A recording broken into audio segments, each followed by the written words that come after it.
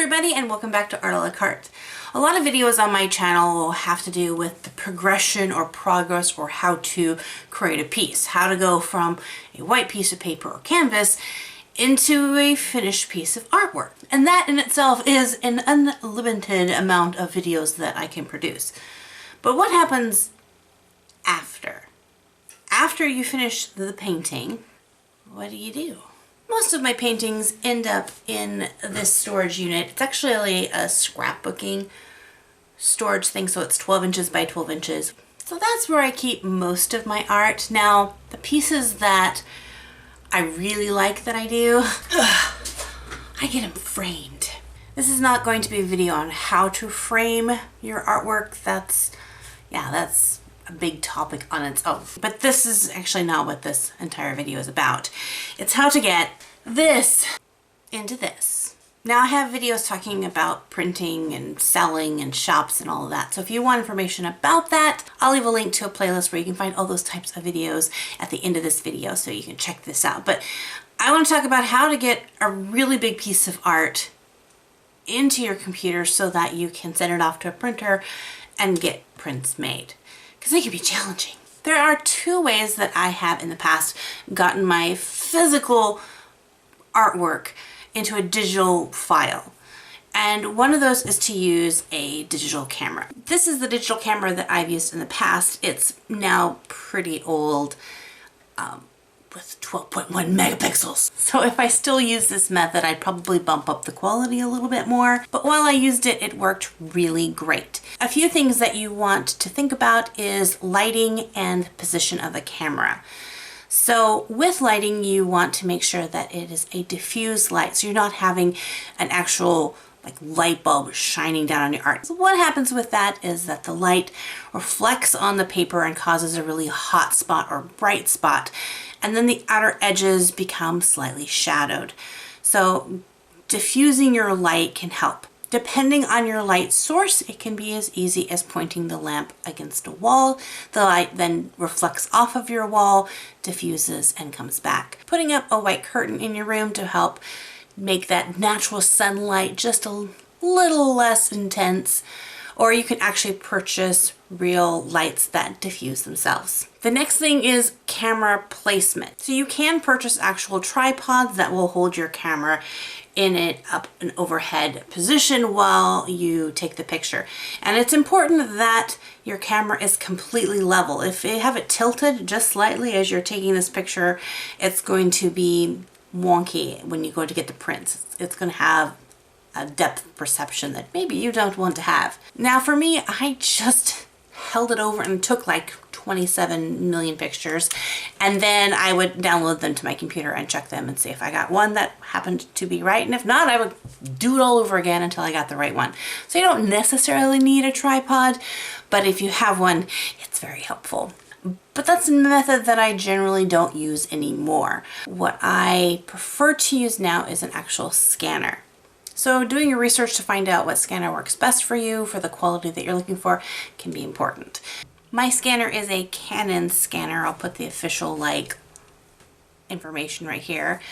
And I find that it works really well. The only problem I have with scanners is that it has a limited size that it can scan, up to an A4 print. But what size is an A4 print, you might ask? I asked that question too. Let's find out. Google.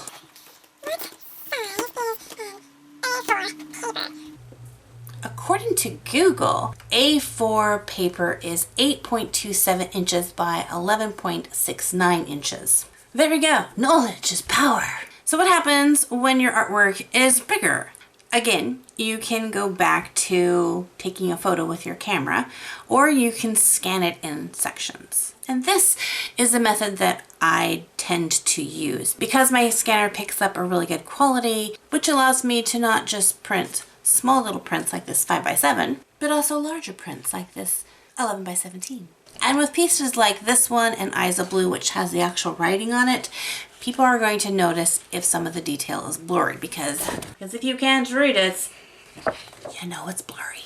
If you decide you want to scan your artwork in a couple of different sections, you'll need some sort of photo editing software, whether it's Photoshop or What I'm using is Clip Studio Paint, something that deals with layers that you can work those together. Something you're going to want to look for is your DPI, or dots per inch. And this is going to regulate how detailed it is. I generally scan my pieces in at 600 DPI, but anything above 300 is going to give you a pretty clear picture. Now the default for a lot of things is 72 DPI, which is going to be really blurry, so you're going to want to check that. The next thing is to decide how to divide the picture up so you can scan it. And I want to make sure that I don't damage my original piece. So my scanner is a flatbed scanner. There's no super big lip that goes in that's going to crinkle my pieces. I decided to scan it in 2 scans, the top half and the bottom half. And I actually did the scan twice for both. That way I could go through and look and check to make sure which ones I thought were the best. And I'm glad I did, because I ended up totally scrapping one set of scans because it got blurry on the corner, and the second set of scans worked beautifully. First is to get a canvas size that is going to fit both parts of your paper, and then putting the top half and the lower half on separate layers, you're going to begin to get them at the right size so that they match. And this can take a lot of time if you're a super perfectionist. If you're only going to make small prints like 5x7s, you might not have to be as meticulous as I am in this, but I knew I wanted my file to be able to print larger prints. So also because the words need to match up, I knew I had to be spot on with this. Something you're going to notice is that there's a slight coloration difference in the top scan to the bottom scan. Now don't freak out about this. That's natural. And we're going to blend these two together. The overall color for the picture is fine. It's just the very edge of the scanner picks up a little bit of a shadow. So once I have the pieces overlap each other where they fit perfectly, then I'm going to take my eraser tool and I'm going to put it on a setting that's really a soft, like a cloud setting with really light pressure. I'm going to go to the top layer and begin to very slowly blend out that edge, and you're going to see it just kind of melting away. Again, at this point you might realize, oh, there's something slightly off on this piece to that piece, so again you're going to be altering and adjusting as you go. Overall, this probably took me about 2 hours to get this scan done and set together, simply because I needed to make sure that when people looked at it, the words matched up perfectly. So yeah, so this one was a little bit more challenging than normal pieces. Once you have it the way that you like it, then go ahead and save it under a file format that works best for you. I save my pieces as a PNG because I find it gives me the best quality and works with most print companies that I use. So that's how I do it. If you have a different method or tips and tricks on how to do it differently, please let me know in the comment section below. I'm always loving finding and learning new things, new ways of doing what I do. And in case you're interested, I do have these 5x7s listed in my Etsy shop. I have this print plus a whole bunch of other prints. I'll leave a link to my shop in the description box below so you can go and check that out. As far as posters, I don't have them available on my Etsy shop. These are for conventions only, but I will leave a link to my Redbubble shop, and they do prints in all sorts of shapes and sizes and on different types of products, like phone cases. Well, thank you guys so much for hanging out with me. If you have any other questions about how do artists do that, let me know. And if I know, I might make a video about it. So anyway, God bless you guys. Thanks for hanging out with me. And until next time, God bless you guys. And we'll see you in another art video. Bye-bye.